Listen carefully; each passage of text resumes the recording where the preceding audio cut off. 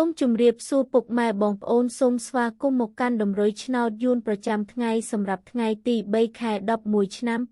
2025 Admin ក៏មានតម្រុយឆ្នោតពិសេសនិងល្អៗសម្រាប់ចែកជូនពុកម៉ែបងប្អូនផងដែរសូមបងប្អូនជួយចុច like និងជាម្នាក់មួយផងដើម្បីមានភាពងាយស្រួលក្នុងការតាមដានតម្រុយឆ្នោតរៀងរាល់ថ្ងៃចឹងកុំឲ្យខាត់ពេលពុកម៉ែបងប្អូនយូរចឹងសូមចូលមកកាន់តម្រុយឆ្នោតយួនយើងវិញសម្រាប់ម៉ោង 4:30 នាទីនិងម៉ោង 6:30 នាទីចឹងយើងចូលមកកាន់តម្រុយឆ្នោតយើងនៅថ្ងៃនេះវិញសម្រាប់លេខតូចពីលេខយើងវិញ Admin មានលេខ1285475333សម្រាប់លេខពិសេស3លេខយើងវិញAdminក៏មានលេខ781គុណនិងលេខ334គុណរីឯលេខអូសខ្ទង់Adminមានលេខ10អូសនិងលេខ30អូសផងដែរ